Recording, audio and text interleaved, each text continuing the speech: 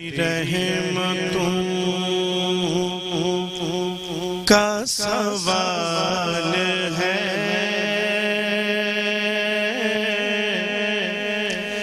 تیری رحمتوں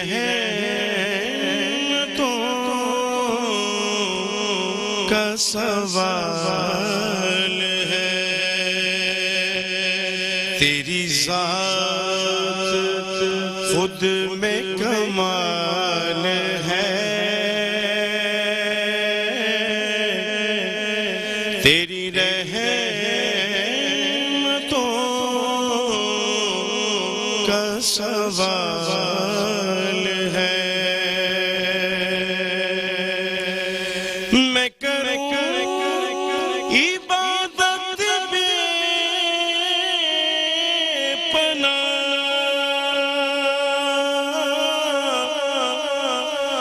میرا چین پھر بھی محال ہے، مجھے بندگی کا شعور دے،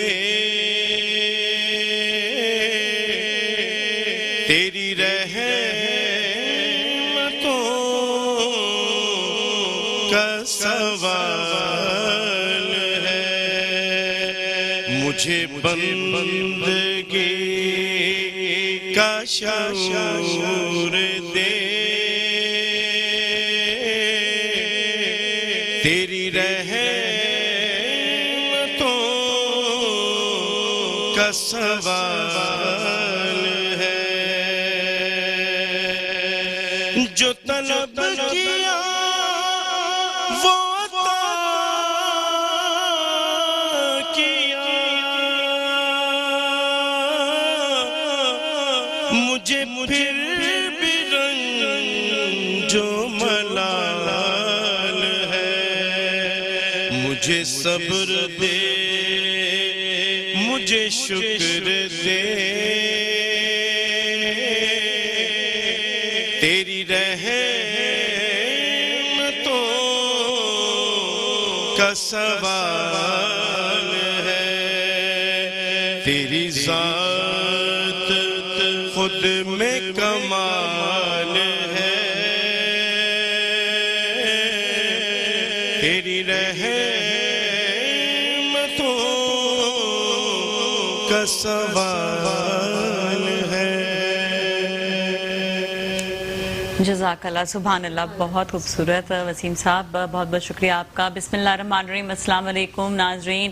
آج مسکراتی صبح میں ایک بار پھر ہم آپ کے ساتھ موجود ہیں، اور آج کا ہمارے لیے سب سے زیادہ اہم اس لیے ہے 25 دسمبر قائد اعظم محمد علی جناح کی آج سالگرہ ہے، اور یہ وہ شخصیت، وہ ہمارے لیڈر، وہ عظیم لیڈر جنہوں نے دنیا میں منوا لیا اور ہمیں پاکستان جیسا ملک جو ہے وہ دیا، اور ہمیں اس اپنے ملک کی، اپنے پیارے ملک کی قدر کرنی چاہیے، عزت کرنی چاہیے۔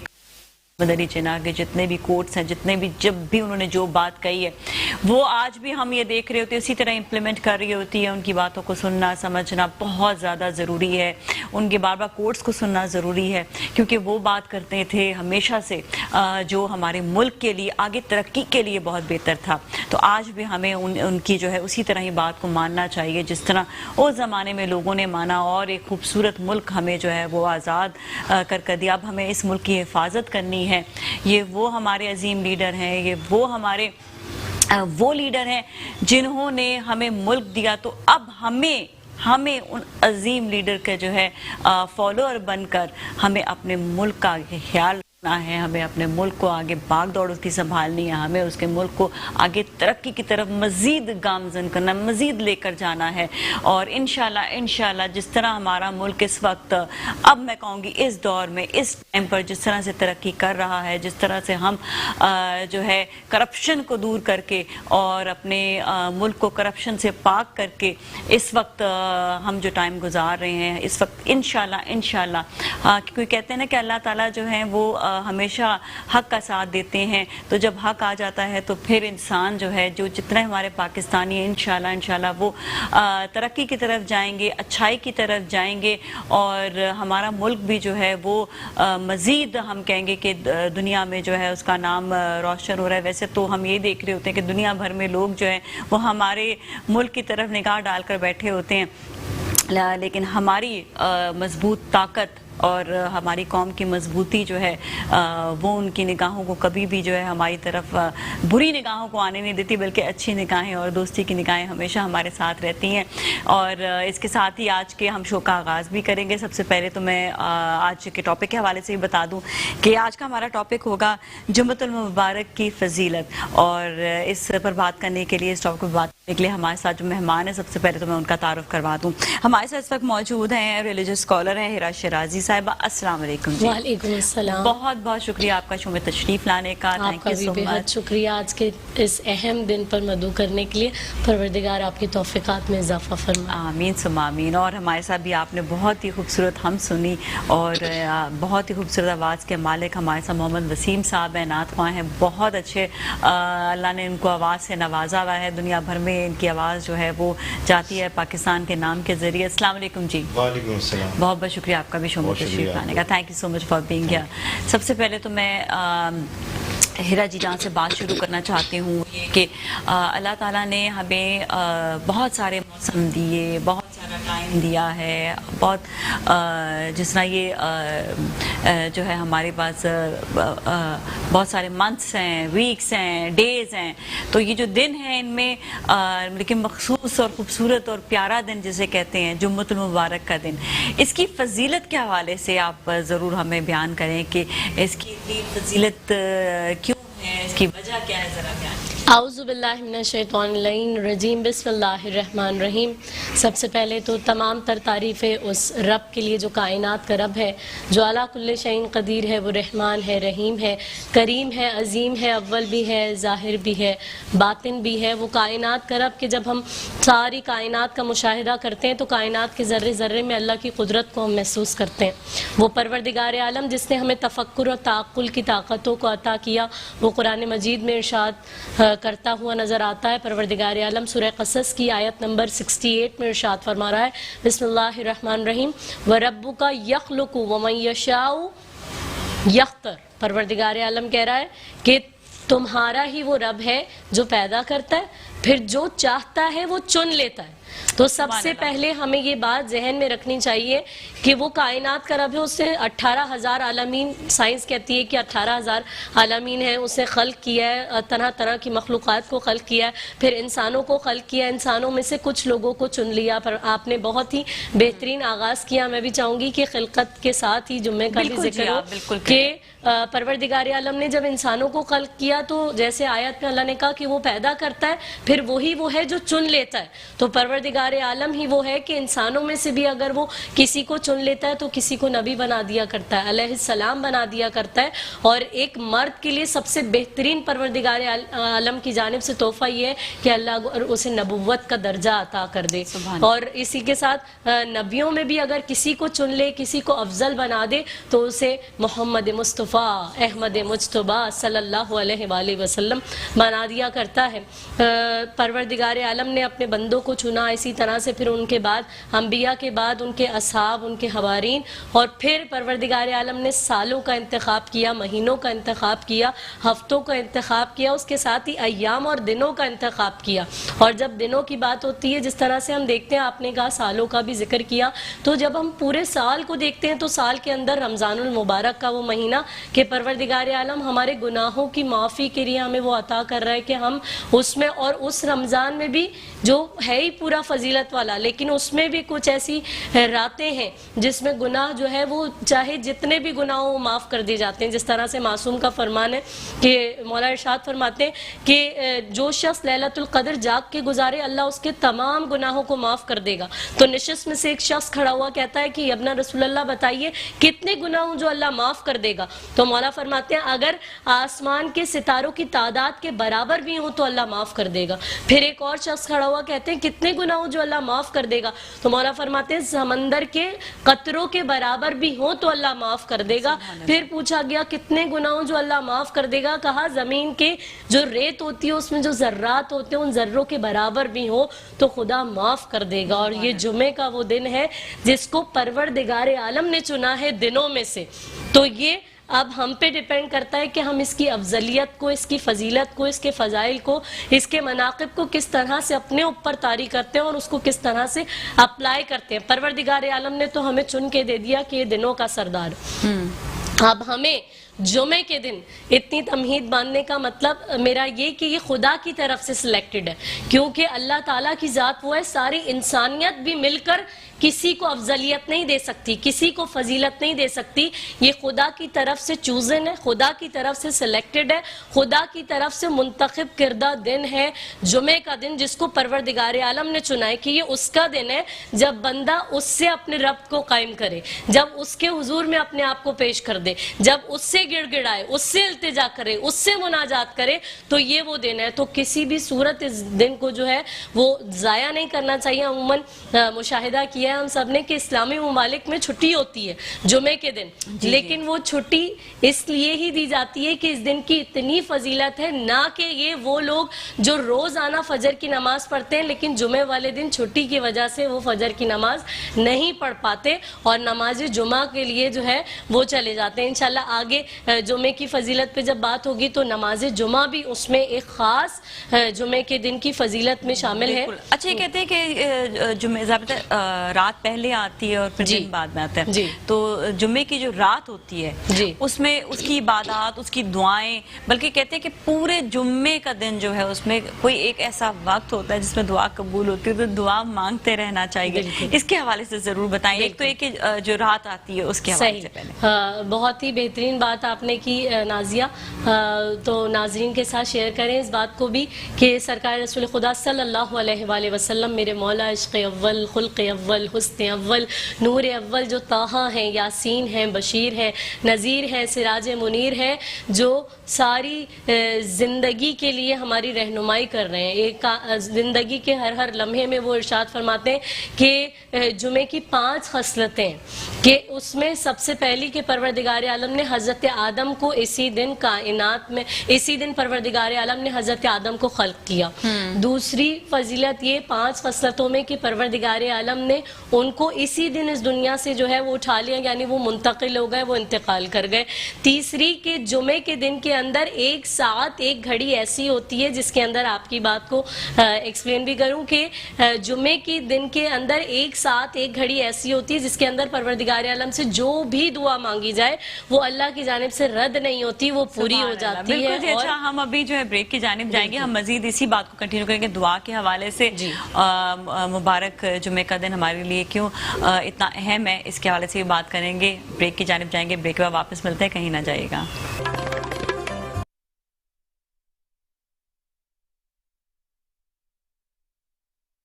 جی ناظرین، ایک بار پھر ہم آپ کے ساتھ موجود ہیں مسکراتی صبح میں، اور آج ہم بات کر رہے ہیں جمعے کی فضیلت کے حوالے سے.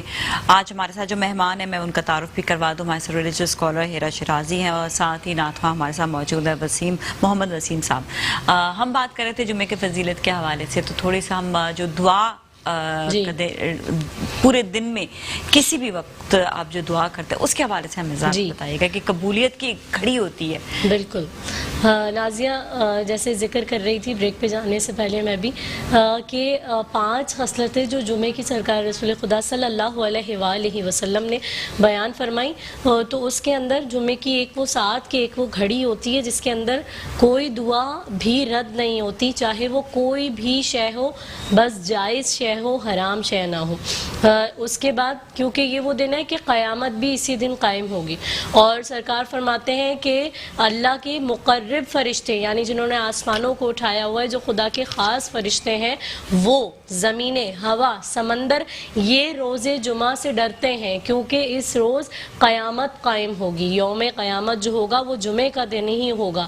اب آتے ہیں اس بات پر جو ساعت اور گھڑی کی آپ بات کریں گے کہ ہمارے یہاں اسلامی اعتبار سے جب ہم دیکھتے ہیں تو جمعرات مغرب کے بعد سے شب چینج ہو جاتی ہے اور دوسرا دن لگ جاتا ہے. وہ کیلکولیشنز الگ ہیں 12 بجے کے بعد والی, لیکن اسلامی اعتبار سے اگر دیکھا جائے تو مغرب کے بعد سے تو جمعہ رات یعنی جمعے کی رات وہ شامل ہو گئی مغرب کے بعد سے. جمعہ رات کے بعد مغرب سے جو وقت ہے اور عصر سے مغرب تک کا وقت جمعے والا دن وہ پورا جمعے کے اندر ہے.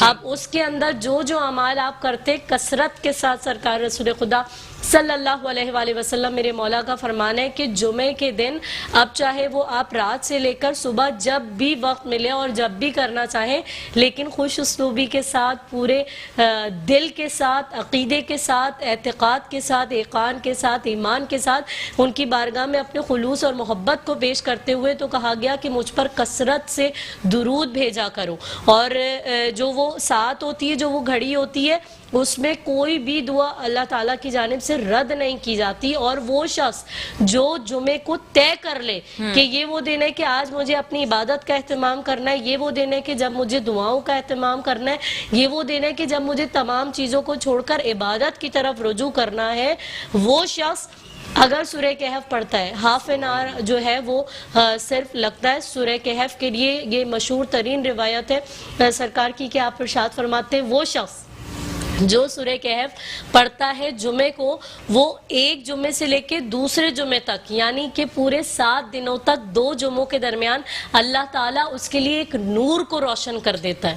اور جب ہم سورہ کہف کو پڑھتے ہیں تو میں چاہوں گی کہ آپ کے پلیٹ فارم سے لوگوں کو یہ بھی بتایا جائے کہ سورہ کہف کے اندر یہ بھی تو سوچنے کی بات ہے نا کہ آخر ایسا کیا بات ہے سورہ کہف کے اندر کہ اتنے خاص دن کے اندر پروردگار عالم تاکید کر رہا ہے کہ سورہ کہف کو پڑھا جائے, تو اللہ تعالیٰ اس شخص کے لیے نور کو روشن کر دے گا. اور جب تفسیر پڑھیں گے سورہ کہف کی تو اس سے معلوم یہ ہوتا ہے کہ جو 10 آیات ہیں شروع کی سورہ کہف کی, اگر صرف ان کو بھی جو شخص پڑھ لے وہ دجال کے فتنے سے محفوظ رہے گا. اور یہ فتنہ وہ ہے جس کے لیے سرکار رسول خدا صلی اللہ علیہ وآلہ وسلم اللہ کے محبوب سے پہلے کے انبیاء بھی اپنی قوموں کو اس فتنے سے ڈراتے رہے. تو اس پر بھی ذرا سا غور کیا جائے کہ کیوں سورہ کہف جو ہے وہ پڑھنے کی تاکید کی گئی ہے اور لازمی پڑھا جائے اس غفلت کے دور کے اندر کہ ہمیں گارنٹی نہیں ہے نا کسی چیز کی کہ ہم سمجھتے ہمارا کوئی بھی عمل, ہم جو بھی عمل کرتے ہیں چاہے وہ ہم سجدہ کریں, کوئی بھی عبادت کریں, زکوٰۃ دیں, خیرات دیں,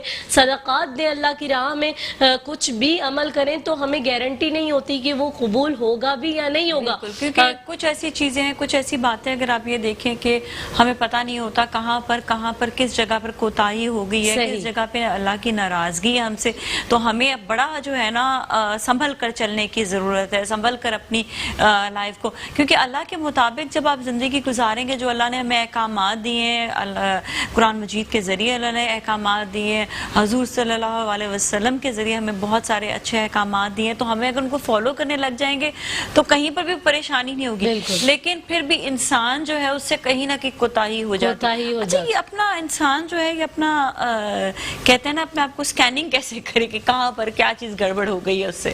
ایک فرمان ہے حضرت امام علی مرتضیٰ علیہ السلام کا, وہ فرماتے ہیں کہ اگر تم دیکھنا چاہتے ہو کہ تمہاری عبادت قبول ہو رہی ہے یا نہیں ہو رہی, تو تم جو ہے وہ یہ دیکھو کہ اگر عبادت میں تمہارا دل لگ رہا ہے, تم رجوع کے ساتھ عبادت کی طرف جو ہے وہ متوجہ ہو رہے ہو, تو سمجھو کہ تمہاری عبادت قبول ہو رہی ہے. اور تمہاری عبادات میں اضافہ ہو رہا ہے تو سمجھو کہ اللہ تمہیں بار بار اپنے پاس اس لیے بلا رہا ہے کہ وہ تمہاری عبادت کو قبول کر رہا ہے. اور اگر تم بیزاری کے ساتھ صرف کہ بس پڑھنی ہے, جیسے ایک روٹین ہے اور ایک شیڈیول ہے اور اس کے اندر اگر تم پڑھ رہے ہو, تو پھر اس کا مطلب یہ ہے. اور پھر عمل کو بھی دیکھا جائے, جیسے جو لوگ آج کے دن سے میری دعا ہے آپ کے لیے, ہم تمام لوگوں کے لیے, کہ جو لوگ زیارات پہ جانا چاہتے ہیں, حج اور عمرہ کرنا چاہتے ہیں, اللہ تعالیٰ ان کو جو ہے وہ تمام اس شرف سے جو ہے وہ نوازے کہ وہ سب کر سکیں. ان کے لیے بھی کہا جاتا ہے کہ جب مکہ مکرمہ کی زیارت کی جائے, اللہ کے گھر کی زیارت کی جائے, مدینہ منورہ جایا جائے, تو کیسے پتہ چلے کہ آپ کی حاضری وہاں پر قبول ہو گئی ہے؟ تو اس کے لیے کہا گیا جب تم واپس آ جاؤ اپنے عمل کو دیکھو, اگر تمہارے عمل کے اندر بہتری آ جائے, مثبت تبدیلیاں آ جائے, اس کا مطلب ہے کہ تمہاری زیارت وہاں پر قبول ہو گئی ہے, حاضری قبول ہو گئی, اور وہاں سے آنے کے باوجود بھی وہ گناہ وہ سرکشی جو تم پہلے اللہ کی بارگاہ میں کرتے رہے ہو اگر اب بھی کر رہے ہو اس کا مطلب یہ ہے کہ تمہاری حاضری وہ زیارت وہ قبول نہیں ہوئی ہے. یہ ہر چیز کا فارمولا کھلا اسلام کے اندر ہمیں ان ہستیوں نے پیش کر دیا, ہمارے ماں باپ قربان ان ہستیوں پہ, کہ ہر چیز انہوں نے ہمیں بتا دی. اور جمعے کا جو دن ہے وہ جمعے رات سے لے کے عصر سے مغرب کے درمیان والا جو وقت ہے اس میں لازمی اس گھڑی کو اس ساعت کو ڈھونڈنا چاہیے. تو یقیناً وہ ساعت وہ گھڑی ہم پا سکتے ہیں کہ جس وقت پروردگار عالم کے محبوب نے وعدہ کیا ہے کہ اللہ کسی دعا کو رد نہیں کرتا, جو چیز پروردگار عالم سے مانگی جائے وہ عطا کی جاتی ہے. آج کل لوگ گھروں کے لیے پریشان. یہ ایک بڑی بات ہوتی ہے, لوگ جو ہیں وہ کبھی کسی سے کہہ دیتے ہیں, بہت اچھی بات ہوتی ہے آپ کسی سے بھی کہتے ہیں دعا کے لیے جی, لیکن کہتے ہیں کہ خود اہتمام کر کے یا اہتمام نہیں بھی آپ کر رہے ہیں, چلتے پھرتے اٹھتے بیٹھتے, اگر آپ اللہ سے دعا کریں گے نا تو دعائیں قبول ضرور ہوتی ہیں. بالکل ایسا ہی ہے, اور کام آپ کے بگڑے ہوئے کام بھی جو ہے وہ سمر جاتے ہیں. بے شک بے شک ایسا ہی ہے نازیہ, بہت ہی بہترین بات ہے کہ میں کہہ رہی ہوں نا ایمان کی بات ہے, اعتقاد یقین کی بات ہے کہ پروردگار عالم جو 70 ماہوں سے زیادہ پیار کرنے والا, ہماری ماں ہم سے کتنی بھی ناراض ہی کیوں نہ ہو لیکن ہم بار بار جب جا کر اس کو منائیں گے تو مان جاتی ہے, وہ تو 70 ماہوں سے زیادہ پیار کرنے والا ہے. وہ رحمان ہے, رحیم ہے, کریم ہے اس کی صفات میں کہ وہ رحمان بھی ہے رحیم بھی ہے. رحیم ان کے لیے جو اس کو مانتے ہیں, رحمان ان کے لیے جو اس کو نہیں بھی مانتے وہ ان کو بھی رزق عطا کرتا ہے, وہ ان کو بھی دولت عطا کرتا ہے, وہ ان کو بھی اولاد عطا کرتا ہے, وہ ان کو بھی کائنات کی ہر نعمت عطا کرتا ہے. تو ہم تو اس کے ماننے والے ہیں, ہم تو اس کے چاہنے والے ہیں. تو بس اس کی بارگاہ میں نیت, خلوص, عاجزی, انکساری اور یہ تمام چیزیں دیکھی جاتی ہیں, جس کے لیے علامہ اقبال نے کیا خوب کہا کہ صرف احساس ندامت, ایک سجدہ اور چشم تر, اے خدا کتنا آسان ہے منانا تجھ کو. یعنی اللہ کی بارگاہ میں اپنے آپ کو خوشی اور خضوع کے ساتھ پیش کر دیا جائے. ریاکاری نہیں ہونی چاہیے کہ کسی کو دکھانے کے لیے آپ نے مصلی بچھا دیا اور اپنی عبادت کو طولانی کر دیا, بلکہ رات کے ان پہروں کے اندر جب ساری دنیا سو رہی ہوتی ہے تو وہ وقت ہوتا ہے اللہ سے رجوع کرنے کے لیے. اور یہ بھی کہتے ہیں کہ جب آپ عبادات کر رہے تو اس پہ غرور بھی نہیں کرنا, بے شک غرور اللہ کو پسند نہیں. بالکل ایسا ہی ہے. دعا کی بات آپ نے کی کہ ہم دوسروں سے کہتے ہیں, امام علی کا فرمان ہے کہ آپ فرماتے ہیں اس زبان سے دعا کراؤ جس سے تم نے کوئی گناہ نہ کیا ہو. تو وہ تمہاری اپنی زبان نہیں ہو سکتی, وہ کسی دوسرے کی زبان ہو سکتی ہے. ایسے کام انجام دیں کہ ہمیں کہنا نہ پڑے, لوگ خود بخود ہمارے لیے دعا کریں. اگر نہ کہیں بھی تو دل سے دعا نکل ہی جائے کہ کاش پروردگار عالم اس کو زندگی میں خوش رکھے, یہ خوشحال رہے, اس کی اولاد خوشحال رہے, اللہ تعالیٰ اس کو ترقی دے, اس کو کامیابی دے. تو صرف عمل عمل عمل اور عمل خلوص کے ساتھ ہونا چاہیے, چاہے وہ چھوٹا سا ہی عمل کیوں نہ ہو. بڑے بڑے عمل تو ہم کر بھی نہیں سکتے, لیکن اشرف المخلوقات ہونے کا جو پروردگار عالم نے ہمیں اعزاز عطا کیا ہے, جو ہمیں فکر, جو عقل, جو تدبر, جو تفکر, جو تعقل, خدا نے ہمیں جو طاقتیں عطا کی ہیں جو ہمیں ہر مخلوق سے افضل بناتی ہیں, اس کو رکھنے کا فائدہ یہ ہے کہ ہم چھوٹا سا بھی اگر عمل کرتے ہیں تو اس میں خلوص ہونا چاہیے, اور ہر عمل کے لیے کہ پروردگار میں تیرے لیے یہ کام کروں. بالکل, اللہ میں اگر لالچ رکھنی ہے تو آپ جو ہے پھر تو انسان سے تو لالچ آپ بالکل بھی نہ رکھیں کہ میں یہ کام کر دوں اس کے لیے تو یہ میرے لیے, پھر ان ریٹرن جو ریٹرنز بھی لوگ سوچ رہے ہوتے ہیں, مانگ رہے ہوتے ہیں نا, وہ بھی ان کے جو ہے نا پریشانی کا باعث. حدیث وہ یہ کہ وہ انسان مایوس زندگی میں وہ شخص ہوگا جو دنیا سے توقعات رکھے گا, جس کی امیدیں, جس کی حسرتیں, جس کی خواہشات, جس کی توقعات دنیا کے لوگوں سے وابستہ ہوں گی, وہ زندگی میں مایوس ہوگا. اور جو شخص دنیا کے ساتھ نیکیاں کرے گا, بھلائی کرے گا, پھر بھی توقع نہیں رکھے گا کہ وہ ریٹرن کریں, وہ واپس کریں, وہ بھی میرے ساتھ ایسا ہی کریں, تو وہ شخص پھر کامیاب نہیں ہو سکتا. وہ شخص جو بالائے طاق ان چیزوں کو رکھ کر اللہ تعالیٰ کی رضا کے لیے, اس کے محبوب کے رضا کے لیے, اس کے خاص بندوں کی رضا کے لیے, چنے ہوئے لوگوں کی رضا کے لیے جو کام کرے گا پھر وہ کامیاب ہے. کیونکہ فرمان ہے معصوم کا, آپ فرماتے ہیں کہ جو ہے وہ اس شخص کے لیے اچھا کہو جس نے جو تمہاری پیچھے جو ہے برائیاں کرتا ہو, جس سے تمہیں نفرت ہو, محفل میں اس کی تعریف کرو, جس نے کچھ نہ دیا اس کو تحفے دیا کرو, جو قطع رحمی کرے تم اس کے ساتھ صلہ رحمی کیا کرو. بس سب کے ساتھ جو ہے آپ کو اچھا سلوک رکھنے کی ضرورت ہے. بھی ہم جائیں گے بریک کی جانب, بریک کے بعد واپس ملتے ہیں, ہمارے ساتھ ہی رہیں.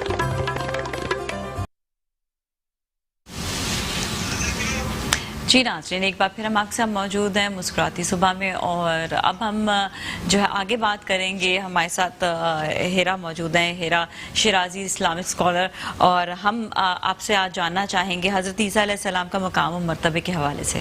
बेशक नाजिया, बहुत ही बेहतरीन सवाल आपने पूछा, क्योंकि ज़ाहिर है कि अल्लाह के वो नबी जिन्होंने अल्लाह के दीन के लिए तरह तरह की मुसीबतें बर्दाश्त की, तरह तरह के मसाइब तकलीफ़ें बर्दाश्त की, तो ये उनका हक़ बनता है कि उनका ज़िक्र किया जाए। हज़रत ईसा अलैहिस्सलाम का भी शुमार उन्हीं हस्तियों में जिन्होंने अल्लाह के दीन की खातिर बहुत तगोदो की और लोगों को बताते रहे कि मैं अल्लाह का नबी हूँ, अल्लाह ने मुझे किताब अता की है, मैं वो मेरा रब भी वही है जो तुम्हारा रब है, तुम उसकी इबादत करो, उसके वहदानियत का इकरार करो। हज़रत ईसा अलैहिस्सलाम का इस कायनात में आना ही एक सबसे बड़ा मौजज़ा है कि हज़रत बीबी मरियम सलामुल्लाह अलैहा, जो हज़रत ईसा अलैहिस्सलाम की वालिदा गिरामी है, हज़रत ईसा अलैहिस्सलाम की वालिदा जनाब मरियम को उनके खालू जो हज़रत ज़करिया अलैहिस्सलाम है, उन्होंने उनकी परवरिश की थी। और फिर जो है वो बीबी मरियम इतनी बाअज़मत, इतनी पाकीज़ा, इतनी इफ़्फ़त वाली, इतनी ताहिरा बीबी थी कि वो मुसल्ले पर बीबी बैठी रहती थी, इबादत परवरदिगार करती थी। तो एक मरतबा हज़रत ज़करिया आए तो उन्होंने देखा कि बीबी के सामने तरह तरह की नेमतें रखी हुई हैं। तो उन्होंने पूछा कि ये कहाँ से आए, तो बीबी मरियम ने इशारा करके कहा कि अल्लाह ताला ने मुझे अपनी जानिब से ये खाना, ये नेमतें परवरदिगार ने मुझे भिजवाई हैं। तो अल्लाह के यहाँ से, अल्लाह के फरिश्तों के हाथों से रोटियां मंगवाना तो ये आसान बात नहीं होती, बहुत बड़ी बात है। अब जब हज़रत ईसा की विलादत का वक्त आया तो बीबी मरियम इतनी पाको पाकीज़ा, तैयब, ताहिर के सूरह मरियम कहती है। सूरह मरियम में जब हम देखेंगे हज़रत ईसा अलैहिस्सलाम की विलादत, तो आयत नंबर 24 से लेकर 28 तक आयत बताती हैं कि बीबी मरियम अपने हुजरे के अंदर है और एक मरतबा एक शख्स जो कि बहुत खूबरू है, बहुत खूबसूरत, हसीनो जमील और खुश लिबास, खुश शक्ल, वो उनके सामने आ गया। जैसे ही बीबी ने उसको देखा तो बीबी फरमाती हैं कि तुम कौन हो? तो वो कहने लगा इन्नमा अना रसूल रब्बिक, मैं आप घबराएं नहीं, मैं आपके रब का भेजा हुआ फरिश्ता हूँ। बस एक मरतबा वो कहती हैं कि मैं तो औरत हूँ, मैं पाकीज़ा हूँ, मैं बाइफ़्फ़त हूँ, मैं बहुत हया वाली औरत हूँ, तुम यहाँ क्यों आए हो? तो कहने लगे कि परवरदिगार आलम ने हुक्म भेजा है कि अल्लाह आपको एक पाकीज़ा बेटा अता करना चाहता है। तो बीबी फरमाती हैं कि बेटा, मुझे किस तरह से बेटा अता होगा, क्योंकि दो सूरतें होती हैं, मैं कभी जो है बाहर गई नहीं हूँ और निकाह मेरा हुआ नहीं है, तो परवरदिगार आलम मुझे किस तरह से बेटा अता करेगा? तो उन्होंने बस एक मरतबा कुछ रिवायात कहती हैं कि गिरेबान में कुछ कहती हैं कि ऐसे जो है वो फूंक मारी बस, और हज़रत ईसा अलैहिस्सलाम उनके वतन मुबारक में आ गए और उनकी विलादत जो है हो गई। बीबी मरियम कह रही थी कि इससे पहले काश मैं मर जाती। तो परवरदिगार आलम ने हुक्म दिया हज़रत जिब्रील को कि आप इनसे कहिए कि जो सूखी खजूर का दरख्त है इसको हिलाइए। बीबी मरियम ने हिलाया, ताज़ी ताज़ी खजूरें आ गई। हज़रत जिब्रील ने पर मारा तो एक चश्मा जारी हो गया। अल्लाह ने कहा कि जिब्रील इनको बताइए जो खुदा सूखी खजूरों के अंदर ताज़ी खजूरें पैदा कर सकता है तो वो आपको बेटा भी अता कर सकता है। जब बीबी मरियम हज़रत ईसा को लेकर आई तो वो लोग उनको ताने देने लगे, तो बीबी ने कहा इस बच्चे से पूछो, इशारा किया तो हज़रत ईसा बोले मैं अल्लाह का नबी हूँ, उसने मुझे किताब अता की है, उसने मुझे, मैं उसका बंदा हूँ, मेरा रब है, और मैं जब तक जिंदा रहूँगा और जब दोबारा इस दुनिया में आऊँगा और जब जाऊँगा तो अल्लाह ने मुझ पर सलाम ही सलाम भेजा है। हज़ारों मौजज़ात हैं हज़रत ईसा के, लेकिन ज़ाहिर दामन वक्त में इतनी गुंजाइश नहीं है। बहुत बहुत शुक्रिया आपका।